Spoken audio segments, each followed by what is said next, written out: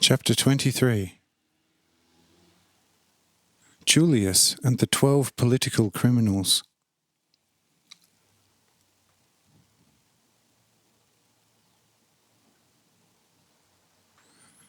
At this, Cyrenius asks, "Lord, what should happen now to these 5? Look, they are more than half naked. Should I clothe them? I have clothes with me, but they are official clothes which no one but Rome's officials may wear.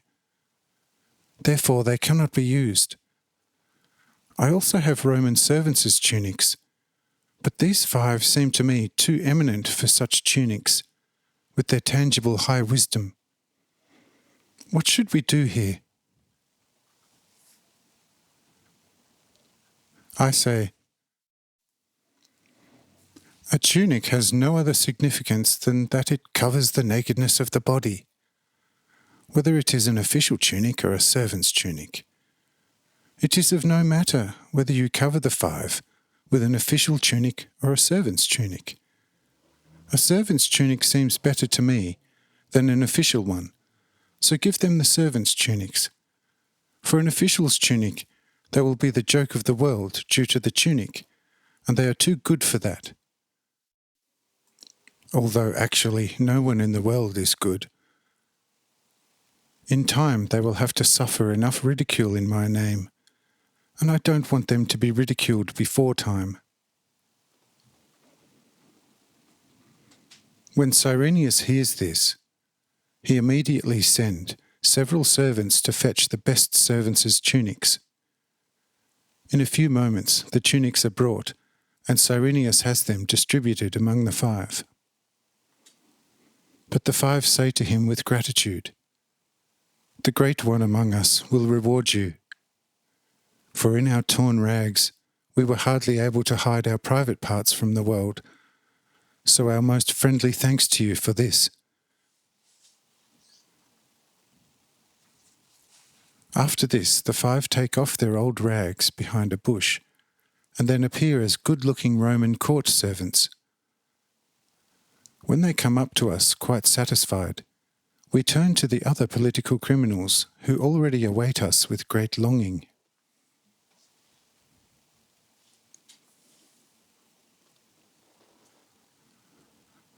When we get to them, they immediately fall on their faces in the earth and beg for mercy.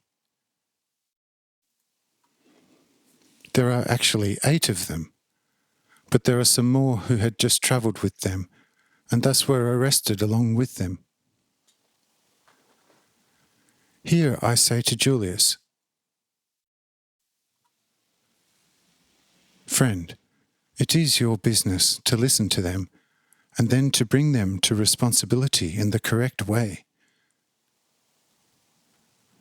When Julius hears this, he says, "Lord, although such business would not cause me any headaches, nonetheless I'm beginning to get a bit dizzy with this.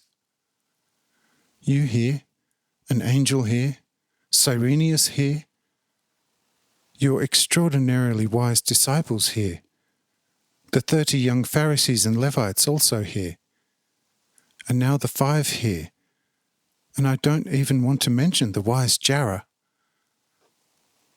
And Lord, the 5, the 5. And I should listen to these political prisoners standing in front of us, in front of all these? Oh, that will not be easy. The best of the whole thing is just that I don't really know, ex fundamento, basically, why they were captured and brought here in chains.